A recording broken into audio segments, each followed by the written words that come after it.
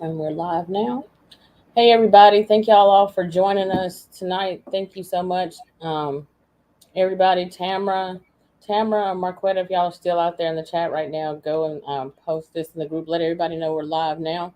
And we're getting ready to discuss these animal attacks in Cocke County, Tennessee. So let everybody know we're going live now. Jody's got another show to do tonight, so we're going to go straight into it.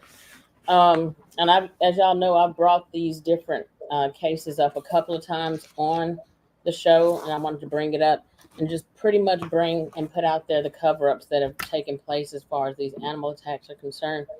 Um, in the case I'm talking about, Cocke County, Tennessee, 2021, we had what was his name? Tony Arns. He was killed Yeah. in April of last year. Jody, when it comes to this situation, as far as these killings are concerned, these deaths, do you find that there's anything with this that's very strange to you that you just feel like there's something else to it that doesn't add up or make sense Well, in Tony Aaron's case? yeah. Well, the odd thing about it is, a lot of the wounds were up in the upper body. Okay, there's no attack in the face whatsoever, which I thought was kind of odd. A lot of soft tissue. The upper extremities were attacked, were bitten. Um, they said it was definitely from an unknown type of canine animal, but they can't determine what type of animal it was. They know it was some type of canine, and there was apparently there were some paw prints that were found, with blood and stuff, with that. But the odd thing about it, they didn't see the blood on the animals, the dogs that were there. There were some dogs that were in the area, and the only way they Mm-hmm. found blood was went through, doing swabs and things like that on the dogs. Um, the one thing I noticed that in a lot of the reporting about this guy, they had to bring up the fact that, he was a, drug user, Mm-hmm. and they kind of like demonized him, you know, um, and some of the other reports, not so much on the autopsy report, but some of the other reports that was done through the media and stuff. And I find that was kind of odd. Why would they want to bring that kind of stuff up? And it's not the first time in these type of attacks that they bring something odd up about the person to kind of make you, you know, well, if they're a druggie or they're a child abuser or something like that, it good for them, and people lose interest, and it seemed like that's what they did with him. Absolutely. Was was to kind of more demonize him and get away from what actually, actually happened in the animal attack. Mm-hmm. And there's not a whole lot of information about this, and other than you know the type of attack that it was, the autopsy. It's a final autopsy report, which I find was kind of odd because there's no diagrams of the body, there's no photographs or anything in here, which was supposed to be in a regular autopsy. I understand, the photos and stuff like that they can't put in there, but normally there's a diagram of the body where it shows all the markings, bite marks and Yes. stuff like that. Um, but it's not in there, so I honestly I don't think. I mean, I know it's a legitimate report because it did come from them, but I think there's another report out there, and this is just something that they put out just to kind of cover up their tracks, because it doesn't make sense. Because reading the report, uh, it doesn't make sense. It's like the doctor or whoever wrote it had a really hard time kind of justifying what they're saying, you Yes. know, and it was just the way it was written. It just didn't make sense, and I think they did it purposely like that, so make you sit there and feel, well, this is medical term talking, and that's why I don't understand what they're saying. But I just don't think Mm-hmm. he had a really, he had a hard time justifying what he was saying in this report. Well, Jody, I feel like based on what they originally released in the media about it, like later on, I think probably probably the second or third update they started giving in the media and on where you could actually Google and look up stuff. That's when they started bringing up um, his records, I guess, as far as being a Mhm. homeless man, bringing up the drug. I guess the Yeah. drug charges, like he was on amphetamines, methamphetamines, and stuff like that. It's almost like they want to deflect from what the bigger issue is to make you feel like, oh well, nobody's thinking about him anyway. Like he's not a big deal. He's just a homeless guy. Nobody's thinking about him. Or maybe some people will look at it and say, well, he's not gonna. He wasn't that important in society, and so they completely take their eyes off the bigger issue at hand, which was that this was a killing, and not what more than 2 or 3 months later, then Amber Miller was also killed as well. Hmm. The bigger details that were left out, they put it out there that these people were killed by dogs. Now, in his case, they actually never did, I don't think, say dogs. They said, like according to his autopsy report, it says unknown animals, so they wouldn't even name an animal in that one for whatever reason. Now, what I found when I was looking up some information last night and today, it was saying if the dog or dogs who might reasonably be suspected of killing someone cannot be found, warnings to the public. This is what people found to be strange in these situations. Warnings Hmm. to the public that dangerous dogs might be at large. Because I don't think in that, I don't know if this is in his case or her case, but no dogs, I don't think at that particular time had been apprehended yet. So they're saying warnings to the public that dangerous dogs might be at large near the scene are normally issued immediately to avoid having anyone else be ambushed before the dogs are located. What the Cocke County Sheriff Office did instead was to wait 17 days before releasing any information at all pertaining to Arden's death. When information was belatedly released, what was said was simply that Cocke County authorities released preliminary details regarding a body found April the 1st near the intersection of Jimtown Road and Carnation Way. Um, and it says Charles Owensby, that's the guy who they were trying to make a case, the guy Hmm. whose yard his body was found in.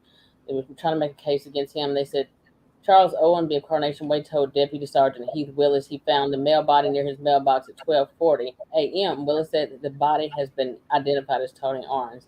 Now, it goes on to say he was partially devoured by an animal. Some neighbor seen him Right. around 9:30 that night, but by 12:30 he was already dead and had been partially eaten by an animal.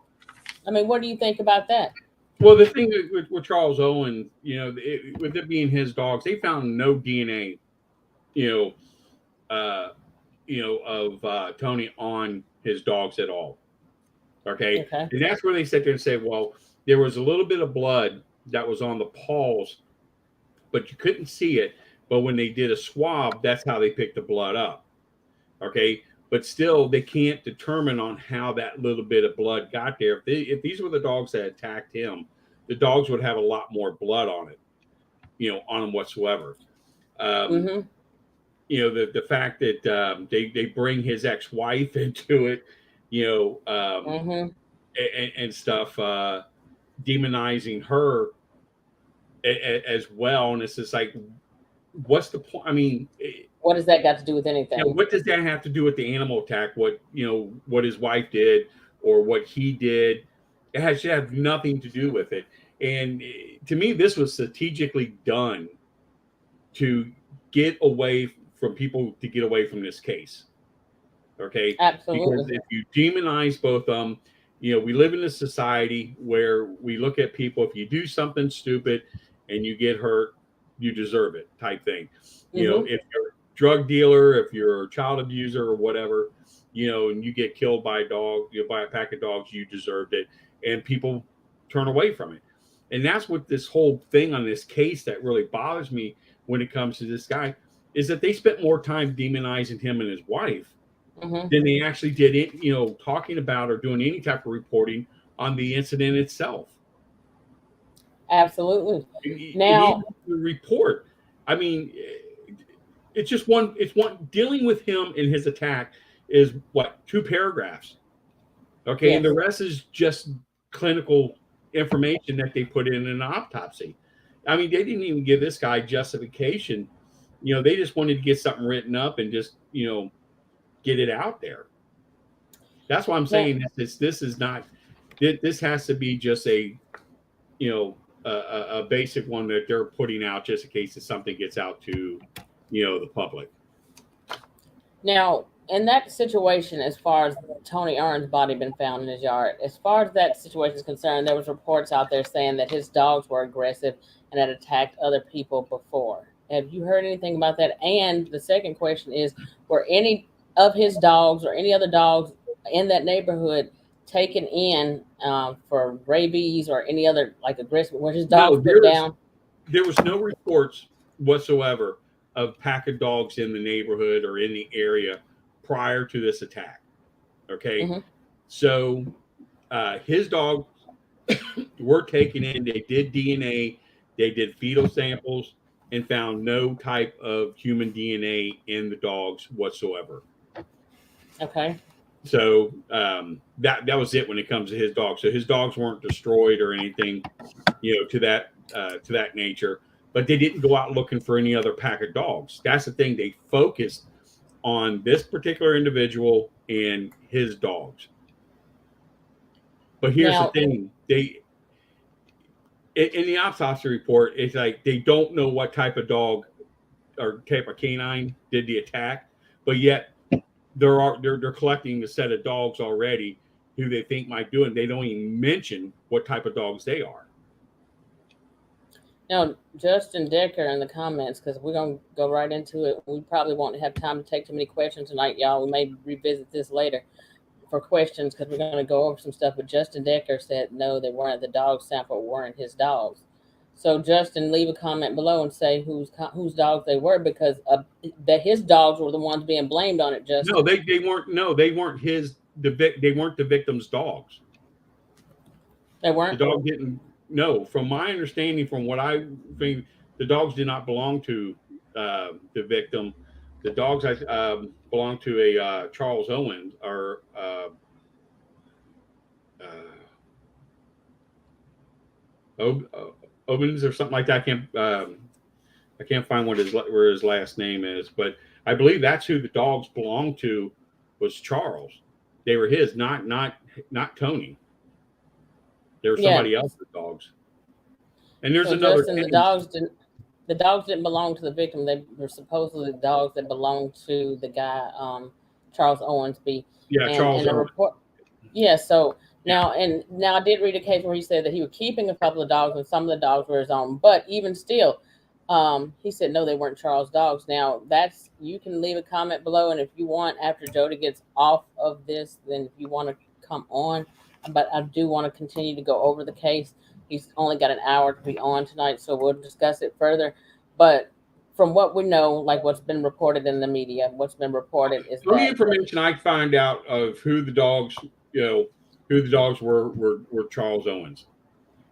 That's who, and everything that I've looked up and did my research on, that's who they said the dogs belonged to. They said they did not belong to Tony. They belonged to Charles Owens.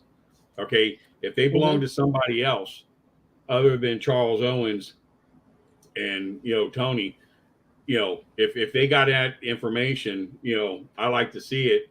I'm not disputing it. I say I like to see it, but I couldn't find anything pointing that the dogs belong to anybody else other than Charles Owens. Exactly. Now, another thing I wanted to say too was that even regardless of whether you send one of the dogs tested was dead and buried, what they did go on to tell people was to be careful when they're going up and down that road. So even whether he took them out or whether the dogs were dead and buried, that still doesn't change anything It, because then months there was later, only Amber, one. huh? There was only one that was dead and buried, and there was one that was supposed to have been kind of aggressive, but those were hit. Those were, I believe, those were Tony's dogs. Where the one was found buried on his property, and the other one was kind of aggressive when the police showed up. But the dogs that were um, looked at, like I said, the only thing I could find is that those were the dogs that belonged to Charles Owens. Right. Now, even with what they're saying in the comments, regardless of all that, y'all, what y'all need to keep in mind is that in either way, whatever the case, whoever dogs they belong to, whatever person the so-called dogs belong to, the fact of the matter is that no matter what, after that, they still were saying unknown animal. So if you say an Well, unknown animal, here's the thing. Okay, here's the thing. There's go ahead. all kinds of different podcasts. Okay, that's going on about these stories. Okay, and everybody has their own opinion Mm-hmm. on. I mean, you can listen to one podcast about this case and listen to another podcast about the case, and it's completely different. Mm-hmm. Okay, the information's completely different. It's just the problem is there's just so much stuff out there that you try to read into when it comes to these reports, but people want to nitpick over stupid little stuff. Okay, instead Yes. of just let's just worry about what you know happened with the situation. Well, we can worry about who the dogs belong to later, because that's insignificant right now. The point of it is, you know they're covering this up, or they're just doing something that just isn't right in this autopsy. Yes. So we're not here to debate with anybody right now. We're just here to bring the facts and especially what all the things are that make this situation questionable and suspicious. So, like I said before, y'all, whatever questions you have, you can save them for later, and we will discuss those at a later time. I'm here to just bring up the different things that make this strange. One situation is the fact that I know in Amber Miller's case, and I'm not going to go to her just yet, but just in her case, she was about when he was killed in April, June, July, August. I mean, what was he, July? Yeah, so 3 months No, later, then she was killed in July. I think July the 18th or something like that was the day that she actually died. I think July the 12th was the day that she was attacked. But the point I'm trying to make is that either way, that was on that same road, and I think both cases were near his yard, or I know Tony was in his yard.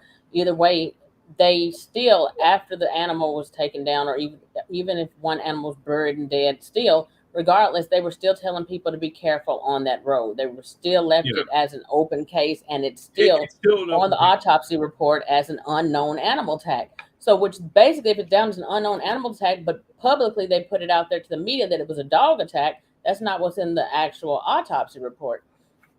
Now, the No, it's autopsy now the autopsy report from the regional forensic center, Knott County, Tennessee, which I have that report here now, for Tony Arns.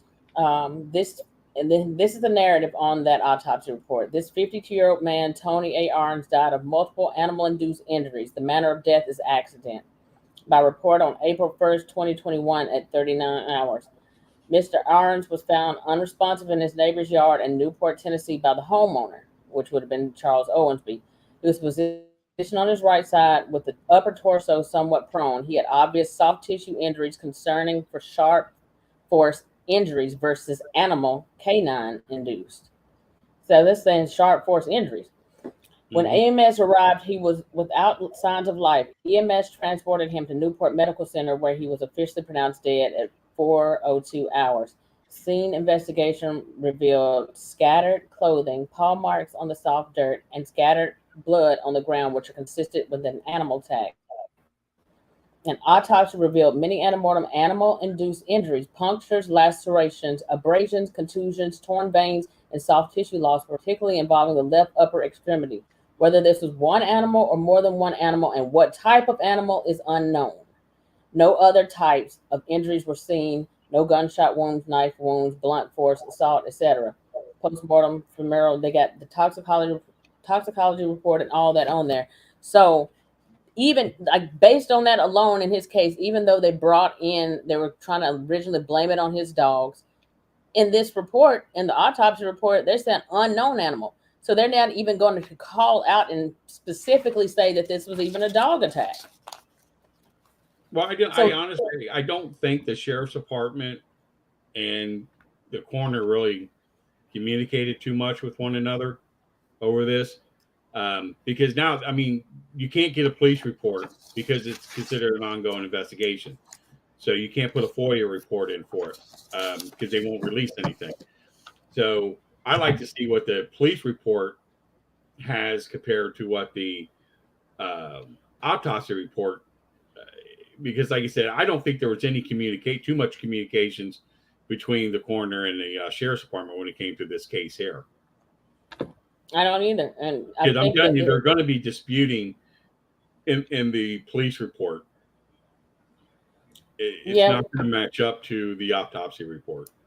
One thing I thought was interesting, and when you're talking about the final anatomic diagnosis, when it was talking about the condition of the body, multiple animal-induced injuries, specific animal unknown, but they're saying it was a dog attack originally. So, adult male found unresponsive in neighbor's yard. Paw marks and blood on the ground. Now, there's paw marks and blood on the ground. You claimed it's somewhat has to do with some type of canine or dog attack. So why Well, what now? they're thinking is that the Mhm, dogs, whatever dogs were there, were walking around him.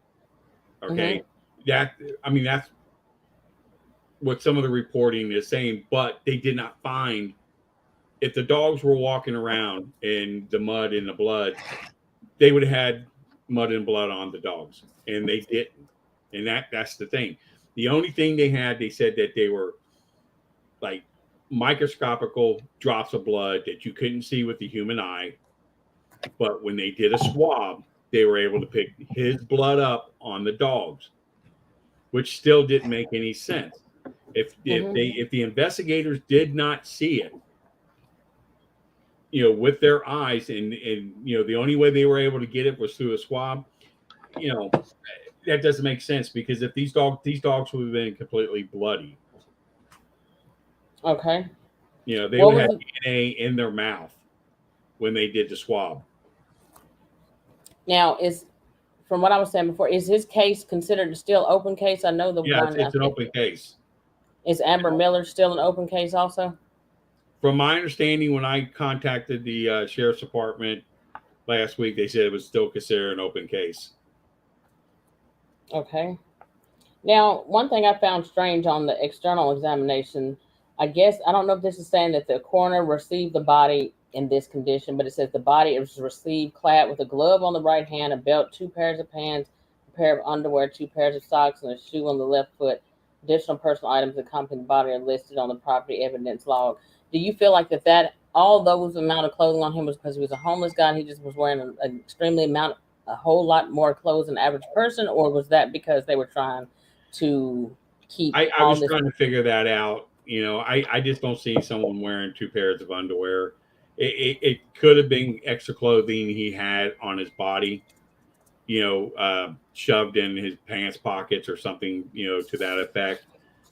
It could have been clothing that could have been laying around him. Like I said, you can't tell until you actually get the police report because that kind of detail would have been in the police report. Mm-hmm. So I don't know. It's like you said. It was just one of those things that was put in there to, you know, obviously they have to be very thorough on what they write, but they had to get that information from the police also. Okay.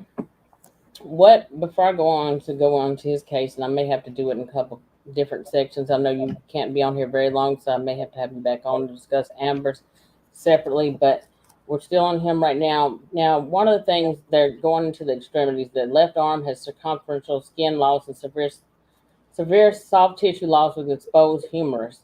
The left brachial vein is partially transected. So it's a whole lot of things that were not reported, and maybe because of the gruesome nature of some of these attacks or some of these injuries and some of the wounds that's found on the body. But one of the main causes I think that came up in the overall, they were saying that it had to do with blunt force trauma in his Mhm. death. Did you read that? Yeah, and the only thing I came up with the conclusion on that is, well, it really didn't say where the blunt force trauma specifically was. So I'm taking it would have to be in the back area of the head where it whatever it did may came from the front and hit him from the front and caused the trauma, head force trauma on the back of his head. That's what I'm Mm-hmm. gathering, or it came from behind and did it that way. Um, but the thing of it is, you know, what he was a 70 he was 70 inches, so what he almost 6 feet, Mm-hmm. 6 feet tall, 177 pounds, you know um, depending on the size of the dog, most dogs, I just can't see a typical dog running and jumping on you. Mm-hmm. Now when I have a German Shepherd, and when we play, he goes and tries to knock me down through my legs. Mm-hmm. Okay, when he runs, he tries to knock me down that way. Every once in a while, he'll jump up and put his paws up on my chest. But with these other dogs, and that's the other thing too. I really couldn't find any too much information on what type of dogs um, they they were looking at as Well, such. I found it today. They said cane corso. They brought a cane, two cane corsos, and so I pulled that up earlier while we were talking. No, I think that was Amber's case. Um, Was it? yeah, that was Amber's case. Well, in But his case, they said unknown animal. So yeah, did they ever say it no was dog? unknown animal, but here's the thing again too. Like I'm saying, if it was an unknown animal, why are they looking at these individual dogs? Mm-hmm. Okay, I mean, it just doesn't make any sense to me. Um, they Why wouldn't they just say dog attack or canine attack? Mm-hmm. Obviously, they have no idea what did this to this guy. And the thing of it is, it's almost like in the same general area where Amber was killed. Okay. So that's why I find was kind of odd too. But like I said, the thing with Tony is So, just, well, most strange. huh? No, go ahead, Jody. The thing with Well, I was going Tony, to say what I found to be most strange with this was the fact that with most dog attacks, even if it's pit bull attacks, I've seen several videos before. And Justin Decker, stick around. Jody, for once Jody leaves, I'm going to let you come on and say what you want to say if you want to join. But if what I want to say is, like what I found strange is the fact with these animal attacks, when it's a dog attack, usually they talk about bite marks and scratches and stuff like that. right? But in these cases, they were saying puncture wounds, lacerations, which lacerations to me means cuts, and how deep these wounds were. Now, some people say that the wounds were not that deep, but there were several different ones that were very deep, all the way down to the bone. Now, in Amber Miller's case, her arms, somebody had called me earlier today and was wanting to report to me that basically in the case of Amber Miller, that the debridement that was discussed in this autopsy report was saying that the hospital was the one who amputated her arms. And I said, I understand that they ended up finally They removing the arms. end up doing that because they were basically coming off. Thank You you. know, and she lost 42% of skin. Absolutely. 42% skin loss on it. Now hers was a little bit, more detail. I mean, and one thing what I thought was kind of odd is on her case, they said the animal was some type of massive German Shepherd / pit bull type of canine that attacked her, but it's listed as an accidental death. Yes, it is. Okay, Now, so when the police or first responders appeared on the scene in Amber Miller's case, were their dogs still found on the scene at that time? what's that? When the police or first responders appeared or arrived on the scene in Amber Miller's case, where there's still dogs on the scene Well, at that time? I think I moved ahead of myself here. Uh,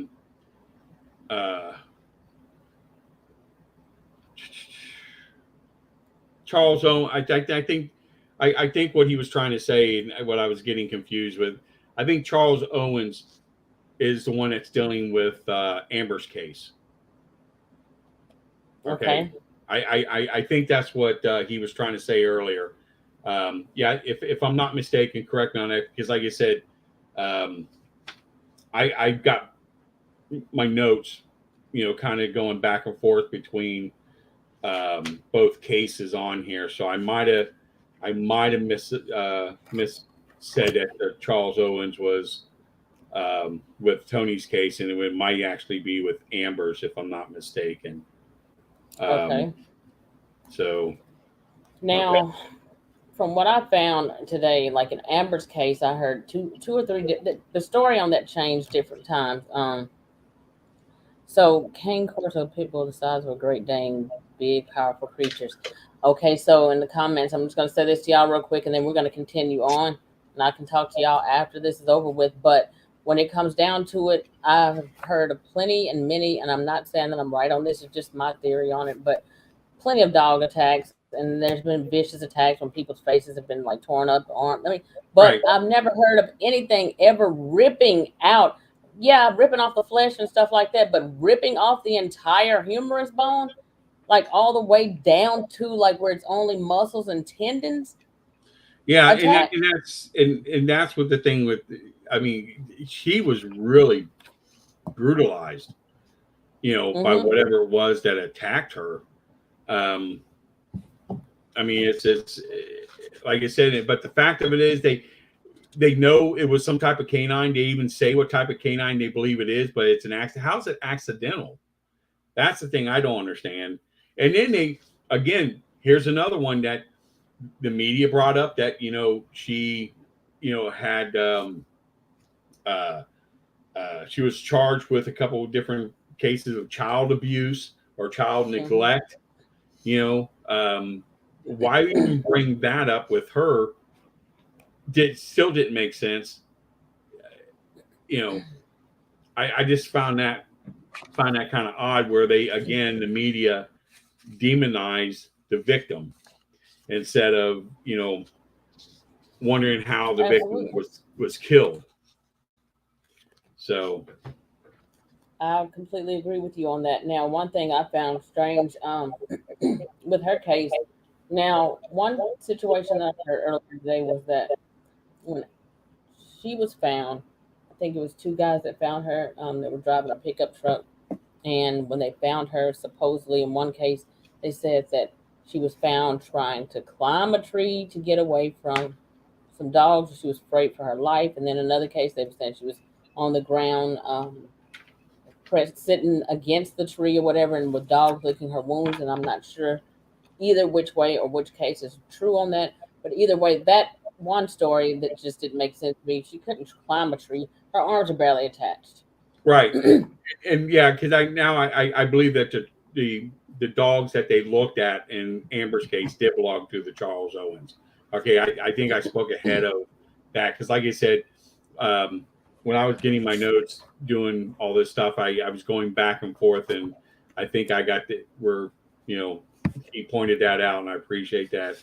And yeah, I did kind of mess up on that, but I know when his dogs, you know, I guess were looked at, there was no DNA whatsoever that were found on the dogs, Absolutely. and the fact that how her body was completely ripped apart. I mean, 42% of her skin missing, and again, it's all up in the chest area. Okay, I believe one of her breasts was even missing in Oh the yeah. attack. So, and it consumed her.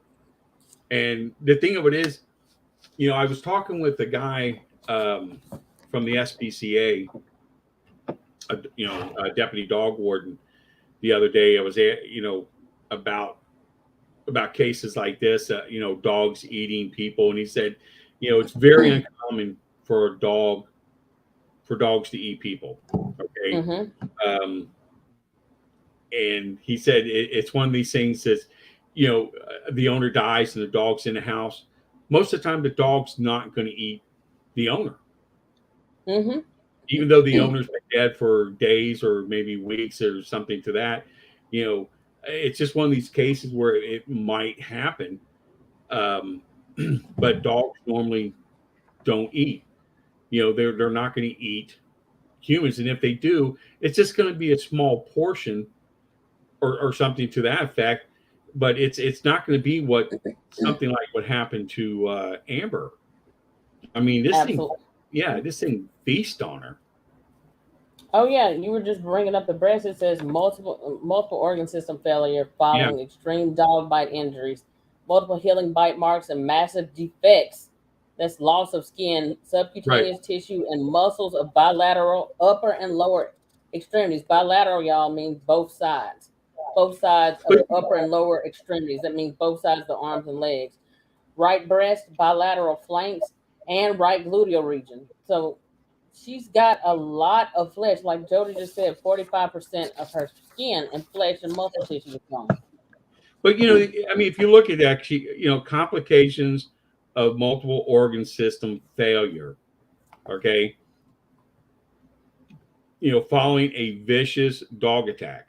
Okay, it doesn't say anything about loss of blood.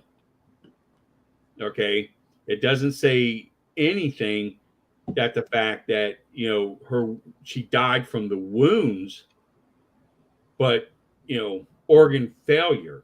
So if it's organ failure, to what I'm thinking of, it ate the organ, whatever organ was there that caused. I mean, it's just like I said, it's one of these things where I think they had a hard time kind of justifying what they were writing, Mm-hmm. and enough um, to get you kind of curious about it. And that's why I say I don't think these are actual. I know they're actual reports. Okay, I do know that, but I just don't think that these are the legitimate reports. I think You there's think that they another. basically had to doctor it, and because they had to present this to the public at some point, they had to pretty They much had to leave have. things They out. had to have something. And I think this is it. You know. Now, one of the things that I wanted to bring up real quick to them is that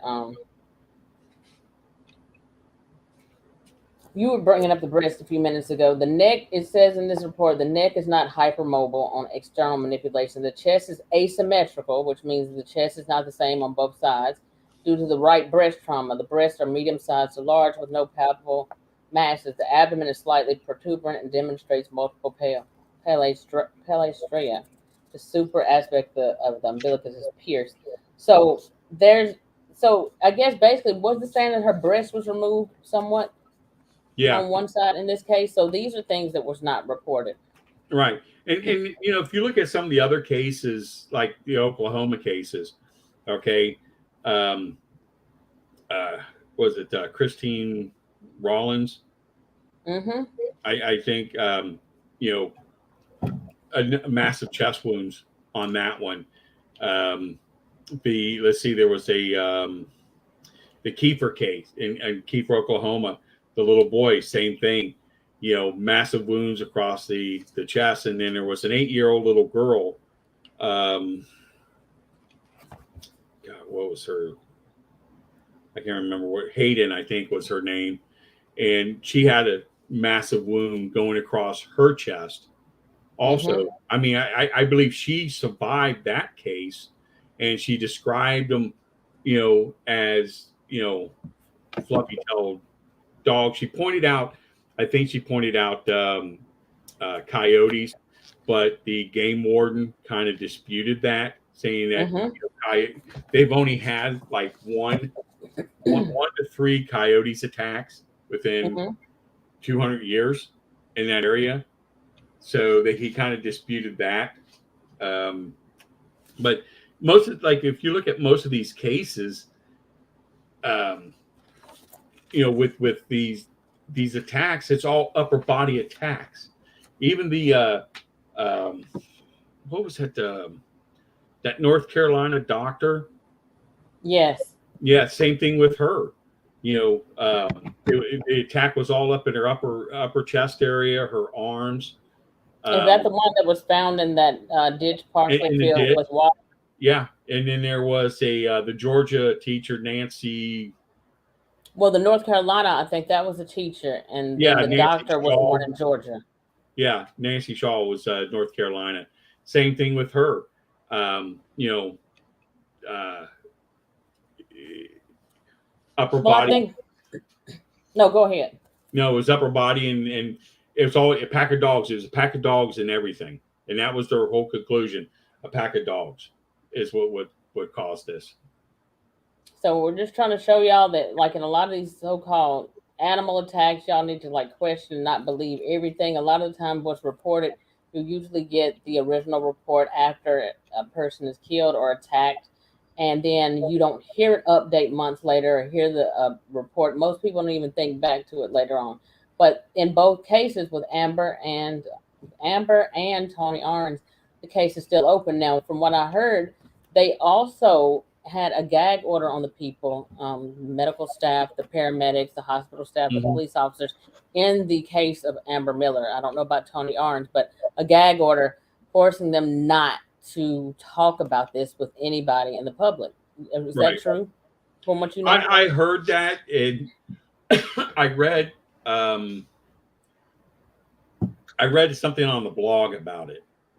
Okay, and what was kind of odd about that, where they were saying that there was a gag order. Now the link was gone within like 8 hours of it up. Mm-hmm. When I read it, it was up for like 41 minutes, I think. And Mm-hmm. I didn't get a chance because I wasn't at home, so I couldn't copy it out. When I got home, I went to check the link again to copy it, the blog out, and it was a broken blog, so there was nothing there. So I don't know if it was information that someone put in that was not correct and they wanted to remove it, or they put something in that they really shouldn't have been putting in, and they had Mm-hmm. to remove it. I don't know. The I mean, these are interesting cases, but there's just so much uh, Well, conspiracy theories I floating have around another about it. question for you on it, Jody. Now, with dog attacks, like I said, I've seen like dog attacks. I've watched videos on it, and I'm not an expert in this, and I'm not a medical expert or anything like that. So don't y'all get me wrong. But have you ever heard of a case where it actually ripped the arms out of the socket and a calf? Not only arms, but the calf muscle. One of the calves was actually almost ripped out. Has No, a dog ever done that? no, I can see and that that's with a why bear. I guess why I asked this Deputy Dog Warden. He, 26 years with the SPCA as a Deputy Dog Warden, and he said he's seen some dog bites and dog attacks and stuff, but he said he's never seen anything where somebody was totally mutilated, where the body was mutilated. He said Hmm. he's never seen that, not even with pit bulls. You know, he said he's just never seen anything like that. Okay. And, well, So I and mean, if anybody would have known, he would know because being a deputy dog warden, um, he deals with this on an everyday basis. And that's when I was asking him about, do you think a dog would eat a body? And he goes, I don't think so. I didn't believe so. I even asked my vet about that, and he sat there and said, it has happened on some occasions. It has happened. well, on a But case of starvation, I could see if yeah, the dog is in there in the house with the owner and they've been dead for days and nobody's come to check on that person and the dog is starving and they don't have anything to eat or maybe even out in the wild. yeah, But these were supposed to be yeah. domestic animals But that it some, does happen. yeah. But Now, they don't. But they're not going to do it in the fashion that's in these reports. That's the thing. oh Okay. yeah. There was one case I remember I looked up where a elderly woman died and her dog ate on her, but the dog Hmm. only ate like the lower part of her leg. He fed on that, Okay. and it wasn't like he devoured everything. It was just you can see where he was biting on it and eating, some of the flesh and the blood. But that was the only thing I could actually find on the internet dealing with that. I mean, there were some cases that were on there, but as I was reading them, it just seemed like they were just made up. You know, Absolutely. Now, one of the other things I wanted to bring up too with y'all real quick, and I'm gonna ask Jody another question. Now, so I'm just bringing all this stuff out just to ask you all and basically get you all to think too, because the last time I've heard of animal attacks, I've never heard of anything this extensive. Now, the upper extremities, that means the upper arms, upper body, upper appendages mm-hmm. are asymmetrical. That means they're not the same on both sides, primarily due to the post injury, after injury amputation of the left upper extremity. which is the left upper arm. The amputation is at the shoulder level. So it ripped this girl's arm out at the shoulder level. The right upper extremity, the right upper arm, and the detached amputated left upper extremity both demonstrate extensive animal predation with a subsequent surgical debridement. So this is what the body appeared to the medical examiner's office as. So when it says with subsequent surgical debridement, it's saying that detached amputated left upper arm and the right shoulder. I mean, both arms are pretty much almost pulled out at the shoulder level. And this Right. is the condition of the body when it would have arrived at the medical examiner's office, basically. And it is saying there was surgical debridement, cleaning of the necrotic dead tissue that was there at this time. But it's still, either way, that's still the way the body turned out to the hospital. And they ended up having to remove those arms regardless because of the damage. It was already done. It was Right. only hanging on by muscles and tendons. Right.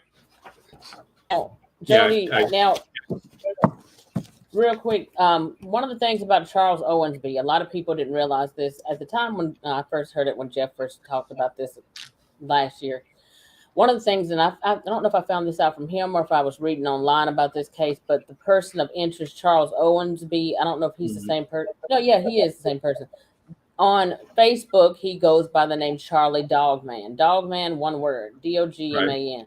Not two separate words. Like, I don't know if they said he was a dog trainer or what he was, but either way, most people that's outside of the cryptid world, they're going to put dog / man. This is all one word together. And they had that in quotation marks. For me, and I may be wrong, maybe I'm a conspiracy theorist on this, but to me, I felt like that was like something as a code word for the powers that be to know, okay, there's something strange. Y'all come in. We need y'all to check this out. What was the significance of bringing that up? That this guy goes by Charlie Dogman on Facebook. I mean, did you find that strange? I didn't see it to being strange. I just took it as, he a man and his dog man. I mean, that's what I took it as. Mm-hmm. I didn't take it as anything dealing with the dog man itself, the creature itself. I just took it as that, he's a dog man, just something that's kind of innocent. But it kind of was odd the way it was up there, so because like you said, I couldn't find anything too much about, Dogman or let alone dogs, on his, post there other than just some of this basic stuff that he had. But I don't know. That was another thing that kind of ran into a big conspiracy theory, like you said about a name and things to that effect. People read into that wrong. I guess I don't know, but like you said, I really didn't think anything too much of it other than, like I said, him being a man with his dogs being dog man. That's how I'd read into it. Okay. Now, in most dog attacks, do they ever use the word lacerations? And I'm just bringing all these different things up because I'm trying to put what is the stuff that's usually reported in most dog attacks, and what usually happens when there's an aggressive dog attack on the scene. Are the dogs not taken in and put down? It depends on the county and the state. Okay, now here in Ohio, okay, Cincinnati, if a dog takes human life, then the dog gets put down. If a dog bites someone severe enough Mm-hmm. where they deem the dog to be aggressive, they can have the dog put down. Okay, and Mm-hmm. I looked that up this week with Ohio, but like I said, it really depends on each state and I guess their county jurisdictions or city ordinance on you know putting an animal down if an animal takes human life or even though if it even bites somebody. Absolutely. So I wanted to go over another one. Now, it goes and this report basically that I have right now, like Joedy has given to me, basically, It's pretty extensive, and this is a long report. And I don't know how if most autopsy reports show up like this, but when you go into it, it's talking about debrided laceration related to the canine injuries. So 5.7 by 3 inches. The lesion is muscle deep and displays necrotic margins. That's dead tissue. Multiple surrounding satellite lesions in the form of abrasions and canine puncture wounds are observed. Um, there's so much going on here, y'all, with these injuries. Now, in dog attacks, is there a certain area of the body that they usually kind of tune in on more so than others? And I asked that dog warden that, okay, and certain breeds of dogs, they'll charge you and knock you down, okay. They'll go, for the face, your arms, things like that, because you're trying to fight the dog back. So it's going to go whatever in its front there. And in Amber's case, obviously she was trying to fight back, Mm-hmm. and that's why her arms were pretty messed up. Tony's case, they weren't too much about that. Okay. But I would assume they would go for the the face, the softer tissue, maybe your legs or the groin area, if they're still on all fours. Okay. To get up in your chest and stuff, they're going to have to get you down on the ground. And and Exactly. and the thing of it is, what I find odd in these reports, there's no bite marks on the legs. The Wow. lower part of the legs, ankle areas, and things like that. Which is very typical for like wolves and coyotes when they attack deer and stuff. They go for the legs, but there's nothing in this case where the lower part of the legs were even bitten on. I think it was just mostly around in the groin area, uh, like on Amber's case, So in where Amber, so you said there was no bite, a lot of bite marks or anything like that on the leg. So basically, it just ripped out her calf muscle. Then, so since there was, it just ripped it off. I mean, it was found dangling pretty much. It was almost removed. right. But I'm talking about in general. I'm not talking specific her case. Well, I'm talking about in general. You know, on dogs, you would think that's what they would do. Okay, would go mostly for the legs Right. and But stuff that's to the get point. down. But in Amber's case, Yeah, that's a yeah, okay, but the, the majority of her wounds were all upper body. okay. Okay, so however it got her down was obviously with her leg, but what was not making any sense. I mean, you're hearing stuff that where she tried to get up on the tree and stuff. She couldn't have been that mobile, Absolutely. to move. And they don't, and see, that's why you need a police report that really look into where was the body found, where was the body attacked at, how far of a space was there from where the attack took place to where the body was actually found. Okay, the autopsy doesn't give any of that stuff, and you really can't determine on trying to put a scenario together on the attack without reading the police report. Okay. But in Now, the but like give me an example, like in some of these other cases, I'm trying to think. There was a healthcare worker, and I can't remember her name, um, that was killed out in front of, I think the house that she was doing a healthcare work at, and no one heard anything about that whatsoever. But her throat was ripped out. where was this? This I wanted, maybe Texas, if I'm not mistaken, maybe it was Texas. Um, and they I thought think I that heard. pigs did it. Yeah. You know, so uh, I don't know. Now, I have a question. So on this road, on Jimtown Road, where these people were killed, we know this is found near in man's Mhm. case, Tony's case, it's in his yard, and in Amber's case, not far from there. Were there Right? not other houses surrounding his house at all? Yeah, they're um, it's how can I say this? And I'm asking this for a reason. It's not your typical residential area where houses are connected, are really close to each other.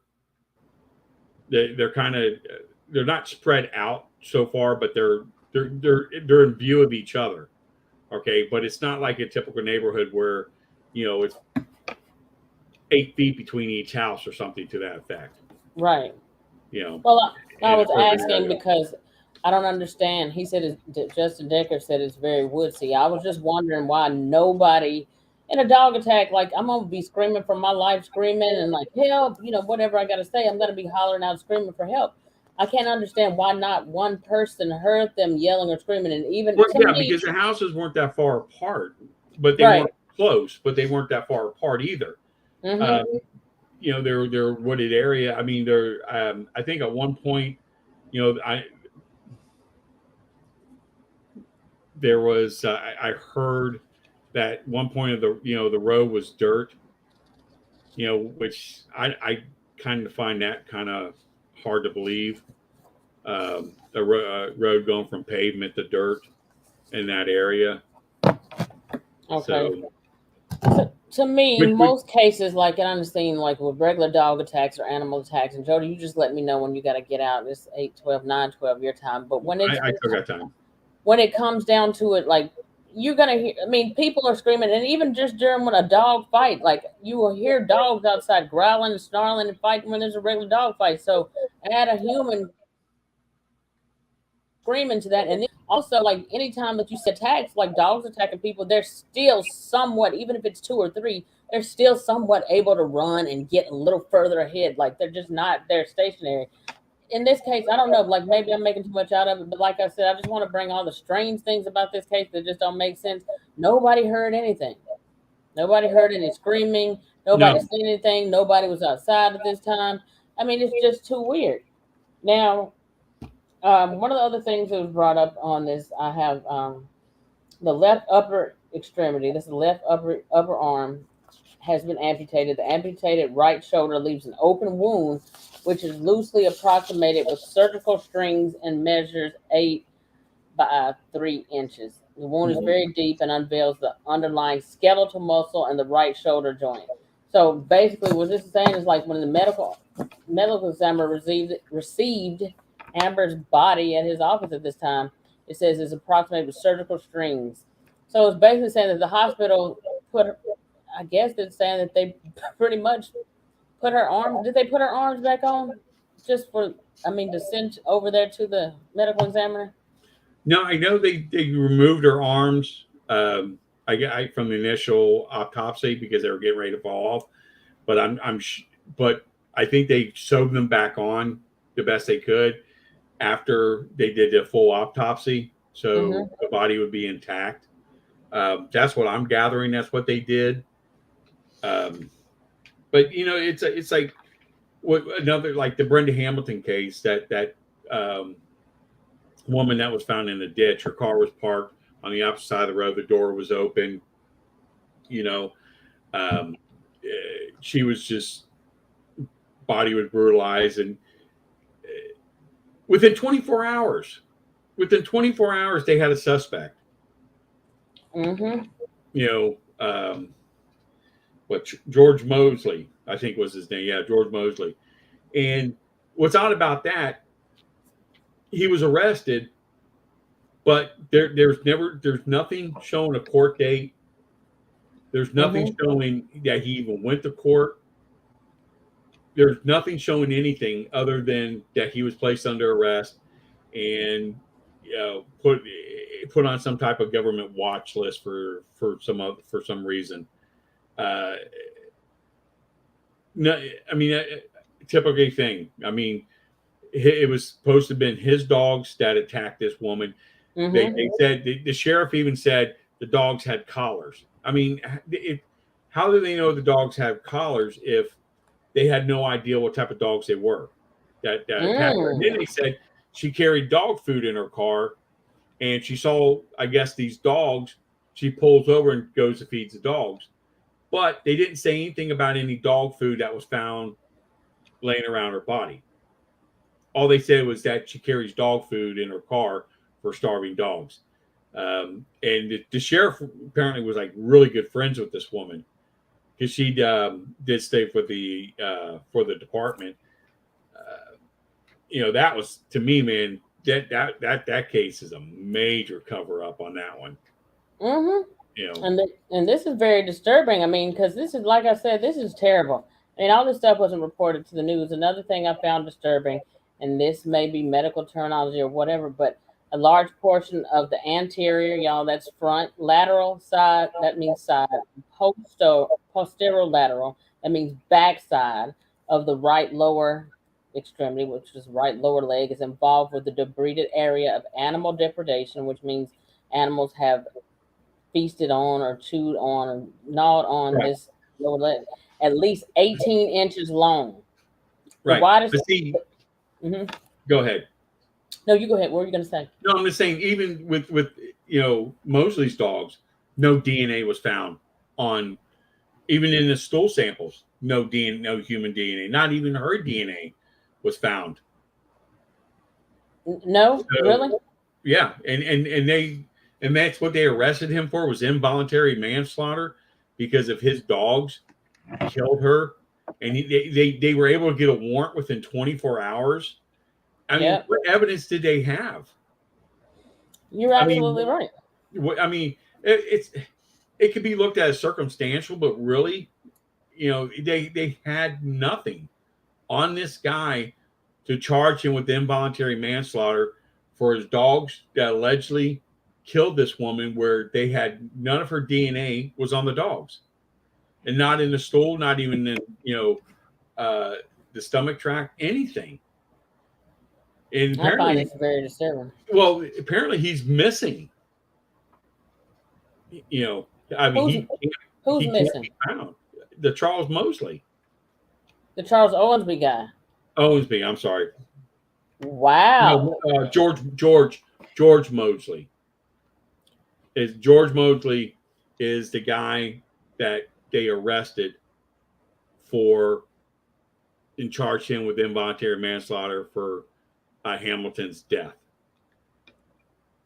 Wow. Okay. Oh, Yeah. really? I didn't. So I never knew the update on that. Yeah. Yeah. That's what happened on that. And even though when I contacted the sheriff's department about getting a copy of the police record and stuff, that's still considered open. And when I contacted the courthouse to see about getting documentation of a trial, they had no records of a trial that even took place, or hey, they have no record of an upcoming trial Oh, dealing. wow. So with Hamilton's case, and like you said, with George Mosley, you can't find any information, about him on social media or anything anywhere. So I don't know, what's going on with that, with that case with her, because like you said, Hamilton, she was very well known in the community, very well liked, um, very good friends with the police, and how they knew it was this guy and his dogs within 24 hours, it doesn't make any sense, unless he saw Now, something. What I'm thinking, he saw something or he heard now, something, and this was their way to shut him up. and what I found strange, like when I looked this up, it said warrants and procedures. Securing the scene is what usually happens. So securing the scenes among the first steps after any incident to which public safety personnel might respond includes very promptly obtaining a search and seizure warrant, impounding any potentially suspected dogs in the area, ideally before blood and other physical evidence can be washed off their bodies. Holding dogs for a rabies quarantine of 10 days to 2 weeks is allowed by law. If Right. may have been in jail, holding dogs at least long enough, collect DNA samples from their feces, and also searching the premises for any other relevant evidence. For any other evidence, and what else did I get? I missed that. Such as bits of clothing that the dogs may have left on or other nearby properties. So basically, when it comes down to it, it seems like in that case, they basically did not do. Did they do any of that on at that time? Because what I was hearing before, it took them like what 17 days before they actually acted on that. Mm-hmm. Yeah. So any evidence of rabies or anything would have been gone by then when But it came to dealing with his dogs. it says They were more worried about him and charging him. I mean, from my understanding, you would think that if a dog took human life, they would put the dog down. mm-hmm. Okay, obviously, yeah, they'll be able to test it for rabies. They can test it for rabies. I believe when it's dead, I'm sure you could. Um, but Okay. like you said, none of this stuff makes sense. And I mean, Tony Ernst's case, to me, that case could be an innocent case. You know what I'm saying? Where he was accidentally killed, by dogs. Amber's case is the one that you just did. There's no dispute that something other than dogs killed this. Same thing with Hamilton. Um, that small little girl in Oklahoma, the little boy in Oklahoma. Those cases. I don't Mm-hmm. know. I don't know. They're really odd. But like Tony's case, that one I can see that one going by as just some A type of possible. possible dog attack. I mean, from what I gather on that one, because they're not giving out a whole lot of information about his. I mean, it's just very small. They know it was an animal attack, um, and that's it. But there's not. It's not like Amber's case. There's just a lot of really good information that's in there, where they even talk about what type of dogs it possibly could be. With this, it's hard saying. You know, if this could have been just a regular animal attack, or it could have been a bear attack, or something, some type of I think the right word for that, um, local or domestic animal could have been Tony's. Okay. Just So Amber's is the one that kind of really steps out on me as being now, possible. now the account that I brought up before about the prints. Have you heard anything about the prints that were found at the scene, as far as one of the largest canine prints ever found on record being reported on the scene I by? just heard. I talked with um, another podcaster about this, where there was supposed to be like two large tracks that were found, Mm-hmm. that were they said it had been bipedal the way the tracks were walking. Um, so I don't know if that was in a police report or if that was in some type of uh, news report. I couldn't find anything of it, about it. Um, I don't know if he heard it through somebody that they may have had connections with, in law enforcement. That's a possibility. Um, but it fits. It fits this case if it did. Okay. You Now know, I'm going to read this out to you, and you tell me what this means to you, Jody. Involving the anterior, that's the front; lateral, that's the side; posterolateral, that's the back side of the left hip; and the adjacent left thigh. There's an extensive muscle deep debrided wound, which debrided, y'all, means cleaned out, or scooped out like dead tissue, consistent with animal depredation and dog bites. The entire area measures 15.5 by 12 inches. The skin and subcutaneous tissue margins, as well as the muscle base of the wound, are gray brown, discolored, necrotic. Necrotic is dead tissue. Distal to the main wound and involving the left knee, there is a 3.5 inch deep laceration. That's a 3.5 inch claw mark or cut of some kind with debrided margins at the base. And it says posterior, which means behind these main wounds of the left thigh, there are multiple cuts and abrasions consistent with canine activity. Now, with that area 15.5 by 12 inches, what does that mean to you? That wraps around from the hip. It sounds like around to the buttocks and the upper back thigh area. Right. It looks like she was moving. She was on the ground and trying to get up, and her body was being twisted as she was being attacked. And it was going for her legs and kicking, and the claw mark. Possibly it could have reached out to try to grab her. And that's where they got the claw mark on the leg.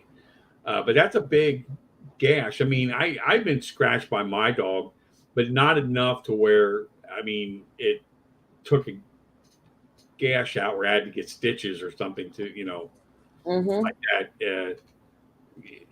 I mean, if you read the report, I mean, you would sit there and think, or, maybe an ordinary person say, maybe if somebody had a knife, that did this attack, or a axe or something Mm-hmm. like that. You know what I'm saying? I mean, Mm-hmm. if you leave the part about animal out, that's what it would basically sound like. Some crazy person had a knife or an axe. But the fact that they put dogs in, dog attack, it just, I don't know. I mean, the the one scratch mark that's 15 inches, I'm still trying to figure out that how that would have happened, or how that could have happened. The one what? The one track. The scratch mark. I Oh believe. yeah, yeah. Yeah, I think it was just one, if I'm not Mm-mm. mistaken. You know what? I'm gonna tell you right now. I don't care what. You know what? This is just me. I don't care what they say. They're gonna try to cover it up any way that they can because in my appearance of this, I don't care. Now they can put it on there. They probably was told and I might be wrong. Like I said, I'm a conspiracy theorist on all things. I don't trust nothing they tell us. I'm probably on a watch list somewhere right now. But when it comes down to it, and this is not Jody's opinion. This is my opinion on this. They're gonna be told like y'all need to make this make sense in this report when you write it up. The thing was why I find confusing is that I've been looking into a lot of these cases, and they're all so similar. And you know you got to use a separate notebook, or when you do. I mean, I don't. I use like one notebook and I'm writing, and I do get things overcrossed with each other, um, and stuff. So yeah, when you do that, you definitely have to get yourself different pads for each one, because like I said, they're so similar, and there's with the people involved, and with the fact that they uh, always demonize the victim. I don't know. Yep, I agree with you. Um, Randall John said was a 15-inch scratch likely was a gash made by a claw. Yeah, that's the one. I believe that was on her back area going down to her leg. But it's just like I I'm still trying to figure out how that would have happened if you have something that has five claws. How you just get to one? I don't know. You know, maybe maybe it got caught on the one claw, and as she's moving her leg, you know it did it. Just I'm just trying to comprehend on how some of these attacks would have took place with the amount of damage that was done on the body. I'm going through my head trying to, figure this out. Uh, it it's mind boggling. I completely agree with you. Um, so basically, we've kind of pretty much covered most of it. Like any questions? Like I know, like I said, y'all, Jody has got another I show. got a few more minutes if Okay, people have questions. y'all got questions for Jody? Y'all get them in. And like I said, Let me say this first, okay? I I'm not an expert on these cases. Okay, I just found them interesting. I wanted to talk about them and stuff. So just so you know, I'm not an expert on these cases. I'm well, just like the rest of you guys who are, we're just looking into it and trying to come up with an answer. Well, I do have a question for you, Jody. While they're getting their stuff together, and if y'all got a question, put them in all caps. Jody got a few more minutes, and then he got another live. Jody, one question that I have, I want to know when it comes to these cases. Now, I've heard before people say that when it comes to law enforcement and the military and stuff like that, they have code words for dogman and Bigfoot and cryptids and stuff like that. Mhm. Is that, have you heard that? Is that true? And do you Yeah, think? for law enforcement, and I checked with this in different jurisdictions in different states where they call Bigfoot a black cow. Mm, yeah, I've heard And that. yeah, uh, a young lady, I can't remember what her name is, wrote a book called Black Cow, and it basically talks about how police across the country uses that code for if a Bigfoot reporter, if they see one, if they're talking over the radio, they use that. Hmm. And Black Dog is the one they use for Dogman. Yes, I have Yeah. heard that. Y'all get y'all's questions in. Now, what do you find? Now, there's other cases out there too, and I didn't pull no cases on that, y'all, as far as like what Mhm. he was talking about before, Brenda Hamilton and Nancy Shaw. I didn't pull those. Corey Gotze out of Kentucky. I can just basically Well, it's briefly the Kentucky go ahead. case with the little boy. We investigated that. We went there and investigated that, and the whole thing was that the people in the community really didn't want to talk. The Hmm. police put the fear of God in people down there about that case. They kept saying, they wanted to put off that it was a dog fighting ring. Okay, Okay. and that his family was part of that dog fighting ring. The little boy went out there where the kennel was, and I for some reason opened up the kennel, and the pit bull grabbed the little boy and pulled him 400 feet up a hill and killed him. And that was something else I talked with the animal control officer about. You know, dog attack. What a dog would have done that, and he said I never heard a dog, especially a pit bull, taking a pit bull that fights, taking the victim into another area to kill it. It would have killed him right there on that spot. The Absolutely. minute he opened that cage, it would have attacked him and killed him right there. Taking him and going up 400 feet up a hill, raining, Dead weight. dead weight. He was like, I think they said it was 110 pounds or something like that, Hmm. somewhere close to that, and just running up this hill. But the people in the community, yeah, it was animal attack. It was from a pit bull and things like that, and you can tell they're that's not what they were wanted to say. But a couple of people did say they were told by the police if anybody asks about it's a dog fighting ring. But there was actual dog fighting ring going on, so that part is true. But when it came to this kid here, no, his family wasn't involved in any kind of dog, fighting ring and having dog kennel and things like that. So Well, what that's kind about of the a strange fact? case there.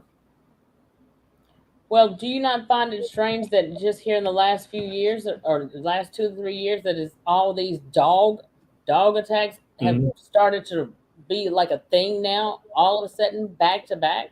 Is this not strange? Is this not like a does it not feel like a cover up on a grand scale? Yeah, the thing of it is, it's like the other Kentucky case where the animals were being attacked. The animals were being killed. They weren't being eaten. See, that was the odd thing. The animals were being killed.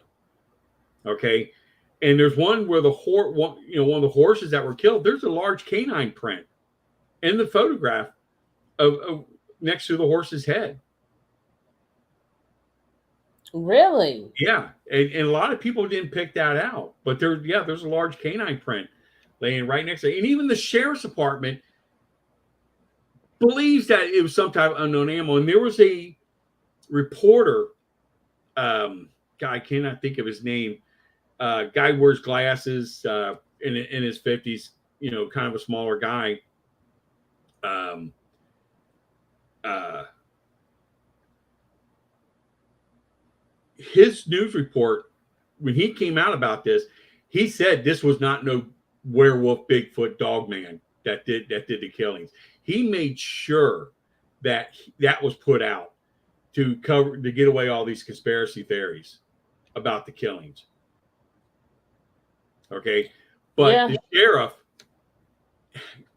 thought otherwise. He thinks that there was something more to it than, a bear or a pack of dogs or something that was going around killing these animals.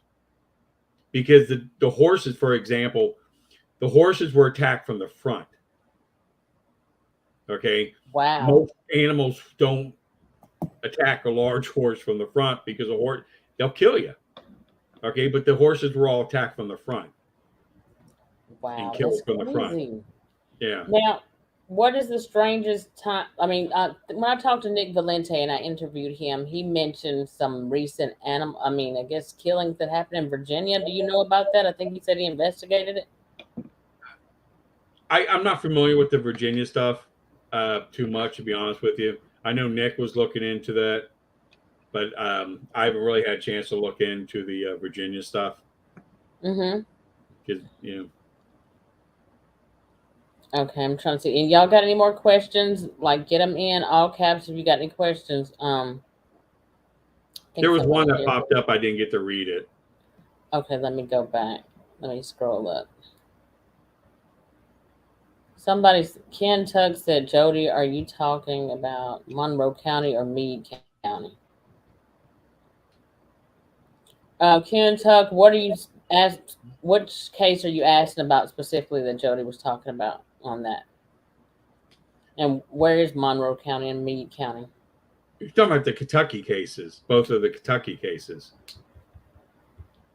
Okay. You don't know what county that was. It was Knott County. I think Knott County, Kentucky. On the boy. On Corey Gottsy. Yeah. Now, did they put his mother on a gag order? Did they put his mother on a gag order? Somebody asked that earlier. Yeah, his mother was. Yeah, his whole family was put on a gag order on that one. Now, why do you think that is? See, y'all don't realize when it comes to these cases like this, they're telling people to shut the hell up. Don't be talking about this because. Well, it's not now. It's not uncommon on certain cases, where they'll tell a family not to talk about it because a lot of family members like to get on the media and say things that they shouldn't, be saying, or saying something to somebody and they get on the media. Now, and like I said, that's not uncommon for them to put a gag order in on a particular case. But I know on this one here, with the little boy that got killed, I know they specifically threatened jail time if they break the gag order. Because I even asked, were they anything, and this was just through a mutual friend of theirs, was there anything in writing that said that? And they said no, it was just something that was verbal that was said to them. So I'm like, if you don't have it in writing, All right, so I guess they got in all the questions that they wanted to get in on this. And I'm sure I've missed a lot because they were asking questions all throughout. Joedy, it is at 8:40. Do you need to go? Yeah, I'm going to need to go here in about 5 minutes and stuff. Now, the other one is just a recording. So, y'all, so just understand, like, Joedy came in with me tonight to discuss this with me. And people need to understand, too, okay? With these cases here, everybody has an opinion on it. Everybody has talked to a lot of different people. And the problem with these cases, with these, dog attack cases, especially with the Tennessee cases, is that there's just so much information out there, I believe, that's not correct. And like I said, I'm not an expert on it. I think it's everybody's put their own opinions out about these cases, and um, it's We all got theories on it, basically. everybody has theories on it, and everybody says something completely different. The autopsies and stuff are all correct, but it's just, you know, everybody talks to different people about these cases that are close to it, and like I said, there's a lot of confusing information about it, you know, about these cases too. So you just have to take it and read it and give your own thoughts and opinion on it. And, you know, it's okay to listen to what other people I mean, I'm not telling you what I'm telling you, you know, you should totally listen to me or listen to somebody else. It's just use your own, you know, You should yeah, common sense. common sense on it. I was going to let you say that. I wasn't going to say it. You know, I don't have mine. I like I to call know. people out because common sense ain't that common Yeah. anymore, Yeah. Joey. Use common sense on it and things. And like I said, I do want to apologize. I did give some wrong information because, like I said, when I was my notes and Well, stuff, you know, but I just got Jody, my notes confused. there's So really I nothing to apologize for apologize that. about because some of the stuff kind of gets scrambled together. There's a lot of discrepancies. There's a lot of There are a lot of these different cases are alike. updates. Yeah, a lot They're of our like alike. there's a lot of updates and stuff that Yeah. happen, and then there's a lot of discrepancies in different media reports, different news stations reporting different things. So it's hard to keep up with all the facts and details, and a lot of them are alike. So we're just basically telling y'all look at the common details, the common factors, regular animal attacks versus something that you know just doesn't make sense, and whether that update is given to you later or not. Some stuff Well, is just it's does like not coincide. it's like Hamilton's case, right? They you know they talk about there was a dead bird laying by her. I mean, what did it have to do with anything? Mm-hmm. You know, oh Victor, that case. I I I, let me tell you. Uh, I think um, I'm sorry. I don't agree with what he says. Okay, now Victor was on um, Vic Condon's show. Okay, before I believe he went on Jeff's show. Okay, and if this is the same Victor we're talking about, who was a government agent, CIA, Marine Corps raider, and things like that, um, we found out where he lived. Okay, and he lived close to here in Cincinnati. Okay, and we went to his house. We wanted to talk to him about it, about his case and everything. He wasn't there, so we left a note. So we know it was him because he contacted Vic Condon complaining, you know, that he gave his address or gave his information out on he said air. Vic. He said Vic gave his information out on air. No, he gave his own information out on Vic's show Oh, on where he lived. So that's why we knew where he was. So we left information there, say, look, we want to talk to you. We heard you on Vic's show. And like you said, I know he contacted Vic, and Vic called us and chewed us out and stuff. Thanks, Eric. Um, and we talked to the neighbors. Okay, there's like 4 houses in this area. You go down this road, and there's like the 4 houses, and his neighbors are scared of him. They think he's a nut. You know, they're all moving because they're scared of this guy. He would say, "Hey, did you see the dog man? Did you see the dog man out there?" And they're like, "Where?" Hey, over there. And they would get mad because they wouldn't believe him. And they're like, you know, we're afraid that we're going to wake up in our bedroom and he's going to be standing right there looking over us. You know, so they were kind of scared of this guy, so they were going to go ahead and move away. People were moving away. Well, we did find out. We talked to someone who was law enforcement that said that he was under investigation.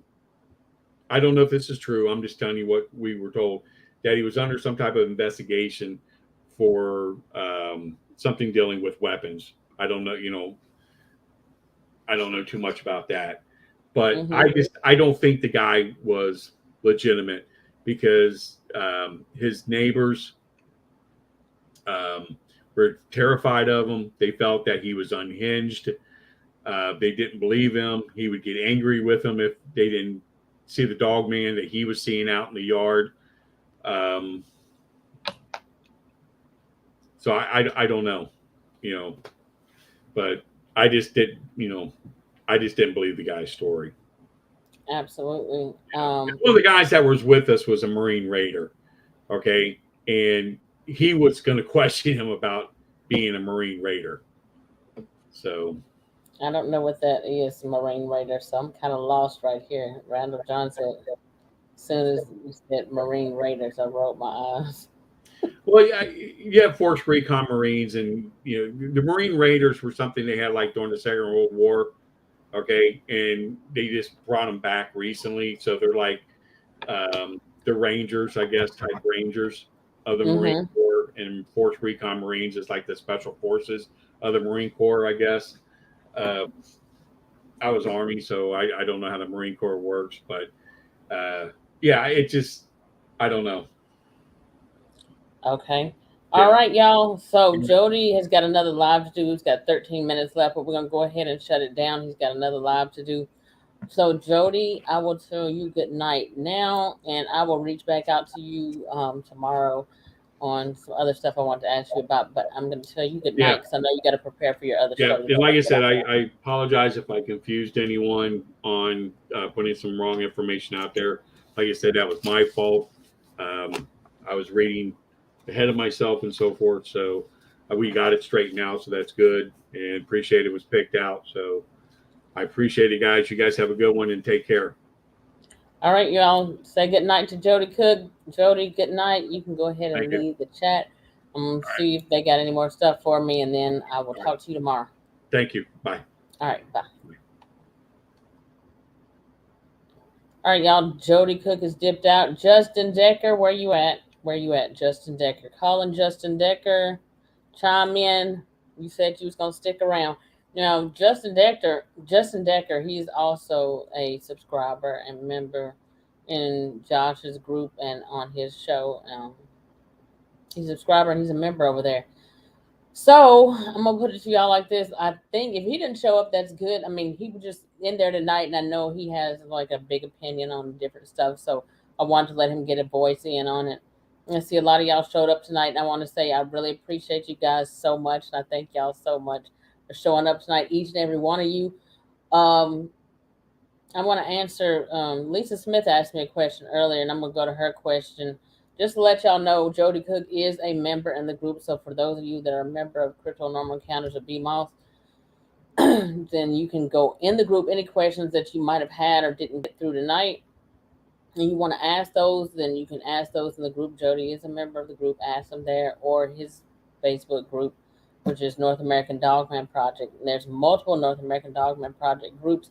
Some of them are directed by different directors. I know Region 3 is Nick Valente. There's quite a few of them. Anybody that's out there right now, I'm still waiting on Justin Decker. I'm giving it a few more minutes to get in. And if not, then I'm going to go ahead and shut this down. I'm trying to get to Lisa Smith's comment or question she had for me earlier. Anybody else who's got any questions at all or any comments that you want to make, or if you feel like you want to call in and put your 2 cents in real quick, let me know. I'm only go live for a few more minutes.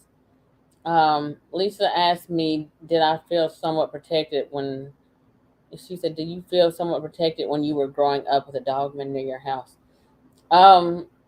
Lisa, I was born in 79, so I'm 42 years old. I did not know about Dogman until I knew about Dogman before 2013, but 2013 was when I had my very first out in the open Dogman sighting. That's the very first time I ever saw one. So all the years growing up as a child or as a teenager, I never knew about them. Whenever Vic Condon first came out with this show, I don't know if that was 2008, 9, 10, whatever year that he started his shows. But that's when I first heard about Dogman. I was researching and watching videos on Bigfoot at that time. So for me at that point in time, I enjoyed watching Bigfoot. And then, when I first heard about Dogman, I kind of laughed it off like, this is ridiculous. They're doing the most right now. But when I got further into it and I started watching more videos, I was like, oh, wow. I mean, there's something to this. It seems like there's something really real about this creature, but I never went into it thinking one day you're going to actually see a dog man in your small town of Limestone County, Alabama. I never thought that. But one day, one weekend, a hunting season, my ex-husband at the time, well, my husband at the time, ex-husband now, he was gone out of town for a weekend, and just like any other time, like whenever he would go out of town, I would go visit my parents every weekend.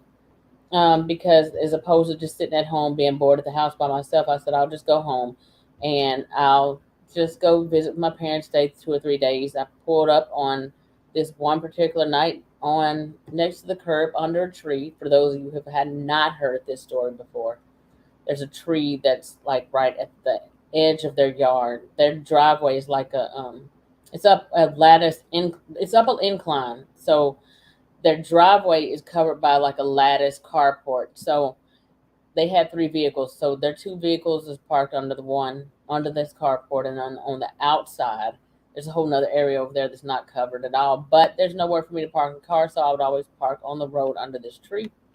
When I pulled up this one particular night, I basically pulled up, slow as hell. So I didn't get out of the car right away. I'm messing around with everything in the front seat and kind of scared of the dark already and kind of creeped out just by dogman and stuff. Never still thinking I was going to see one. But in my mind, I'm like, okay, well, maybe one will show. I mean, I don't know.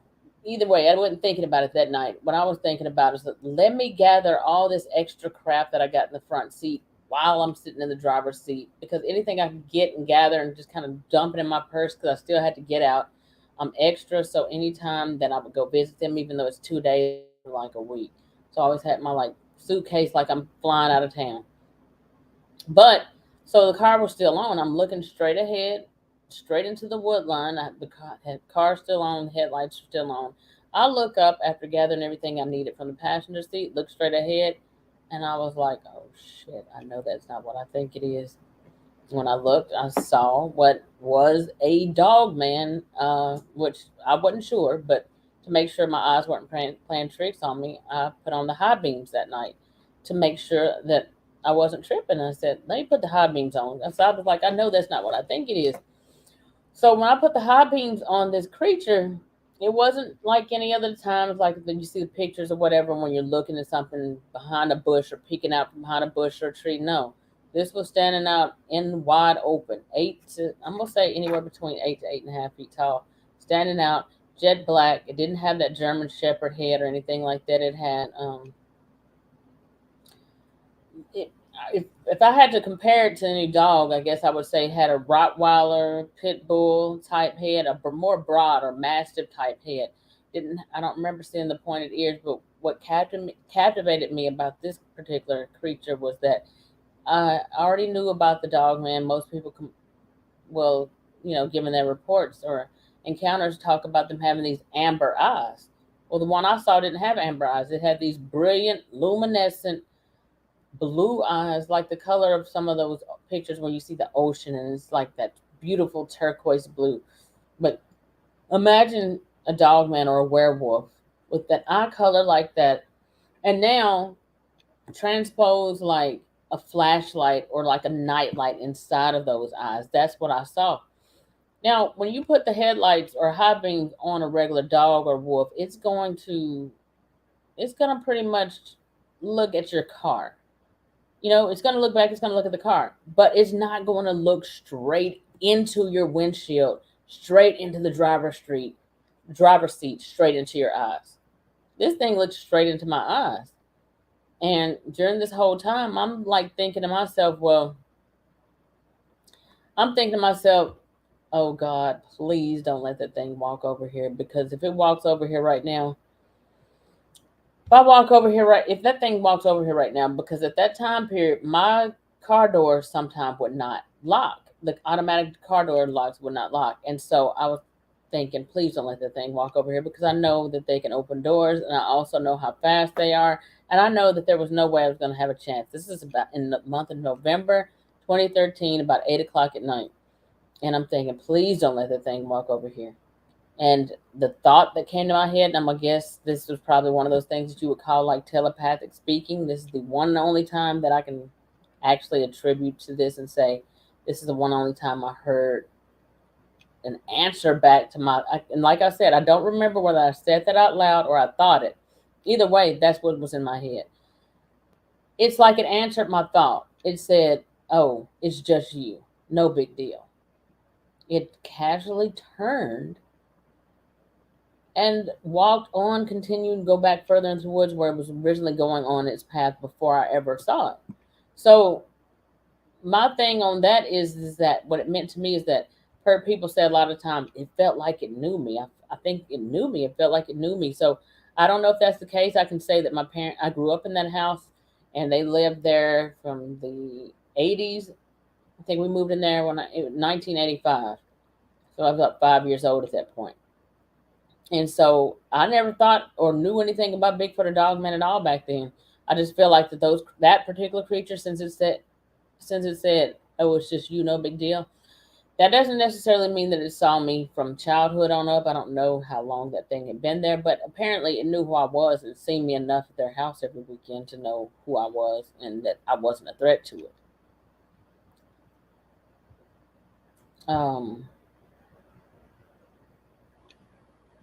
Just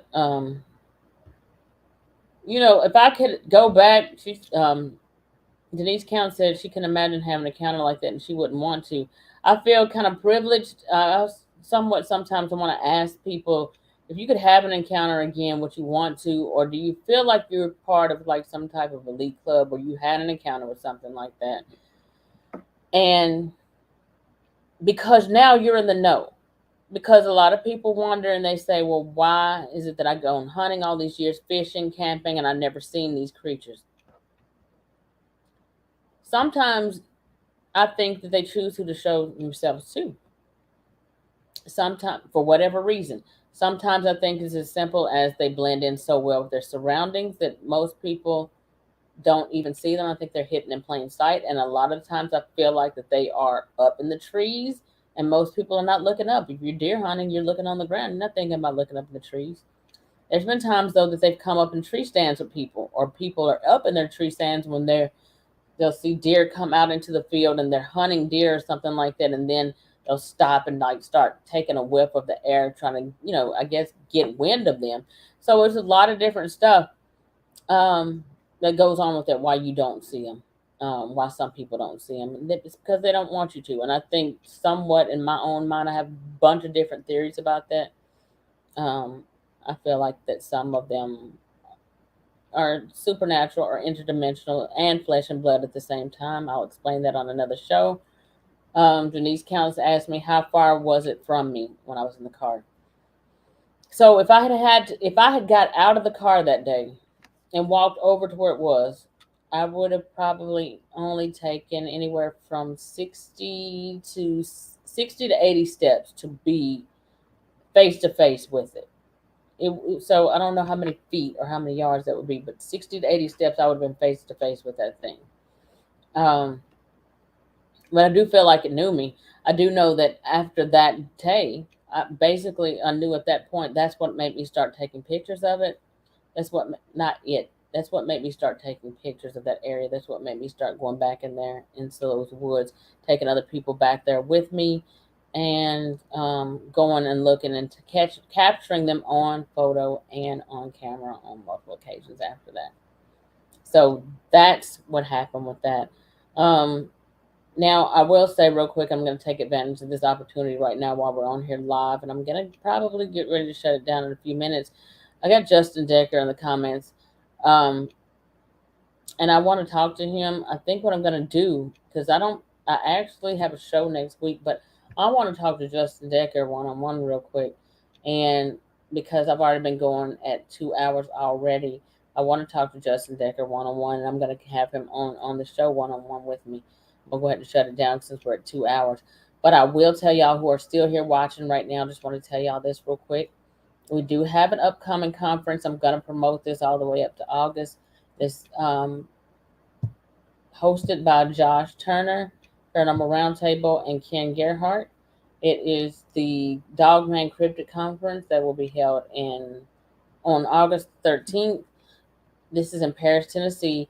And we're looking for people to go ahead if you're intending on going to this conference at all. There's an all-star lineup of people who's going to be there. Josh Anokio, I know Ken Gerhart, Josh. You got Kuhnbo that's going to be there. I think Brian Bowden's going to be there. Tony Merkel is going to be there. D.A. Roberts, Steve Stockton, David Weatherly, the Black Eyed Kids guy. I mean, it's so many people that's supposed to be at this conference. I mean, y'all definitely don't want to miss out on this. And now I will tell you that the VIP tickets are all sold out. VIP tickets are $75. If you had a VIP ticket, the VIP tickets, what that was going to get y'all is Justin Decker said he gonna be there. Good, Justin. I'm glad. We got a few people who's gonna be there. I'm excited. So I get to meet all y'all in person. Randall Johns, I think he's gonna be there. This is awesome. I'm so happy to see this. I mean, I'm really happy about this. We're trying to get these tickets sold because if y'all like just miss out on this, this is y'all own fault because we really want y'all to be at this conference. I'm trying to pull up this list of people on my phone because there's a full list on here of people who are supposed to be there for this show. Nick Redfern, Lyle Blackburn, me, Nick Valente, Joedy Cook, Kenny Irish, also known as the crypto-punkologist, Barton Nunnally, Vault of Nightmares, also known as Jay Tucker, David Weatherly, Elijah Henderson from Cryptic Studies Institute, Tony Merkel, Ronald Murphy, Kuhnbo, Steve Stockton, Josh of What Lurks Beneath. And I think there's a few more people in there too. So y'all just please, like, the tickets are $30 if y'all want to get the ticket. They're selling fast. I'm gonna promote this all the way up to August. So if y'all intend on attending this conference, you want to get your tickets now. I will let you also know that this is about 20, I don't know if it's 20, 30 minutes or 30 miles, I forgot. But it's close to the LBL. I do know that they are planning on going live on Investigation out into the LBL that Saturday night. Whether I'm going to go out there or not remains to be seen. It is on federal grounds, so that means no firearms or anything like that. So that means no protection. So that means I probably won't be going. I might, but I doubt it. We'll see. Steve Stockton, he said, I'll be there looking forward to seeing everyone. Hey, Steve, glad you showed up. Marvin Allen, thank you for showing up. Justin Decker, Randall Johns. Justin, I'm going to reach out to you in a few minutes. We're going to do this again because I got to get you on one-on-one. I want to hear your theories because I know you did one with Josh not too long ago. Denise Counts, Eric DeVries. I'm just trying to give everybody a shout out. I don't want to go without shouting y'all out. Dog 73, thank you so much. Richard Reed, Marquetta tonight, Tamara 0142. I just don't want to leave anybody up. Focus up. I want to thank you for showing up tonight. I think Be More Bigfoot showed up earlier. Stephen Rivas, thank you so much for showing up tonight. I appreciate y'all. Peter Hasty, thank you. Everybody, Mr. D. Knuckle, thank you. Jaron Kaiser, thank you for showing up. Lorna Chak, I don't know how to pronounce that.